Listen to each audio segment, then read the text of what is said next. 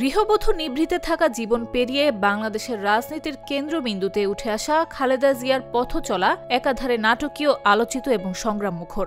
স্বামী জিয়াউর রহমানের মৃত্যুর পর আকস্মিকভাবে রাজনীতিতে প্রবেশ, দল সংগঠিত করা থেকে শুরু করে ৩ বার দেশের প্রধানমন্ত্রী হওয়া, একজন সাধারণ নারী থেকে আপোষহীন নেতৃত্বে তার রূপান্তর বাংলাদেশের রাজনীতিতে একটি অনন্য অধ্যায়। ১৯৪৫ সালের ১৫ আগস্ট ভারতের জলপাইগুড়িতে জন্মগ্রহণ করেন খালেদা জিয়া।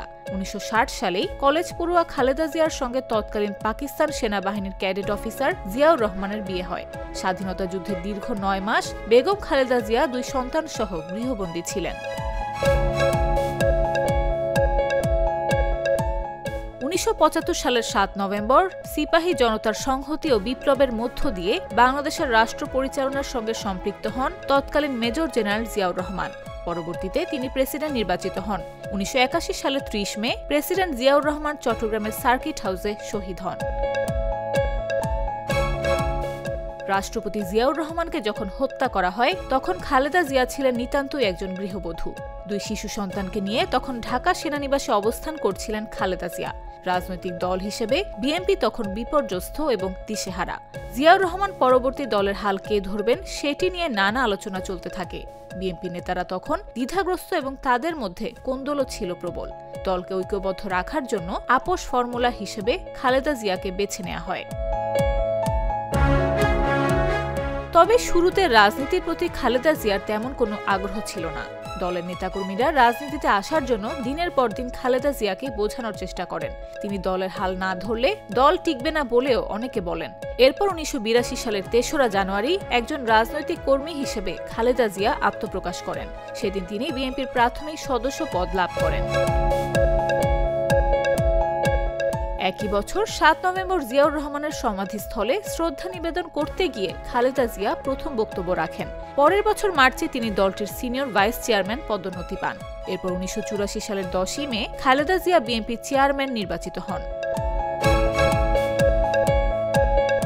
১৯৮০ দশকে জেনারেল এরশাদের সামরিক শাসনের বিরুদ্ধে আন্দোলনের মাধ্যমে দেশ জুড়ে খালেদা জিয়ার ব্যাপক পরিচিতি গড়ে ওঠে।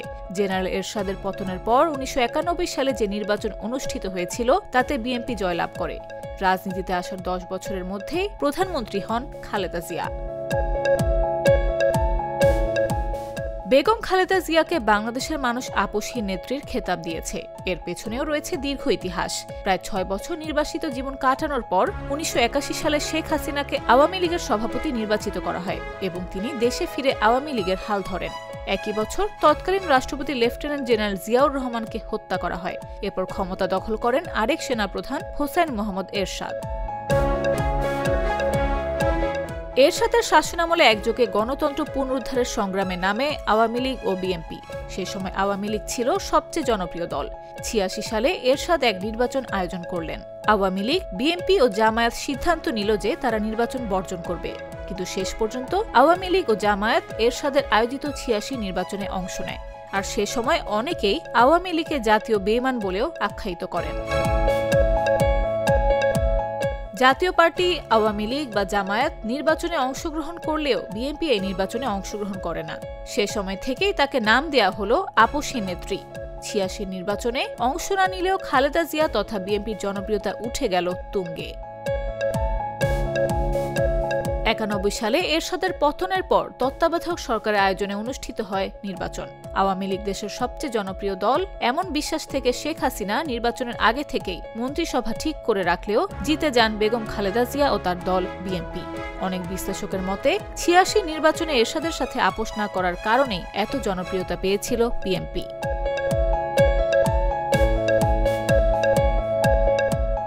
এছাড়াও ২০০৯ সালের বিডিআর হত্যাকাণ্ড, ২০১৩ সালের শাপলা চত্বরের ঘটনা, এসব নিয়ে ১৪ নির্বাচনের আগে অনেকটা দুর্বল হয়ে গিয়েছিল আওয়ামী লীগ। শেখ হাসিনা সেটা বুঝতে পেরেছিলেন, তাই তিনি তত্ত্বাবধায়ক সরকারের অধীনে নির্বাচন দিলেন না, এমনকি এই প্রথায় বাতিল করে দিলেন। এই নির্বাচনেও আপোষ করেন না খালেদা জিয়া। 2014 সালের পর আওয়ামী লীগ সরকারের অধীনে আরও 2টি নির্বাচন হয় 2018 ও 2024 সালে, যার কোনোটিতেই অংশ নেয়নি বিএনপি। সে সময় অনেকেই বলেছিলেন নির্বাচনে অংশ না নিলে বিএনপি হয়তো হারিয়ে যাবে, কিন্তু খালেদা জিয়ার আপোষহীনতার কারণে 18 বছরের বেশি সময় ক্ষমতার বাইরে থেকেও দেশের রাজনীতিতে টিকে আছে বিএনপি। নিউজ ডেস্ক, জাগো নিউজ।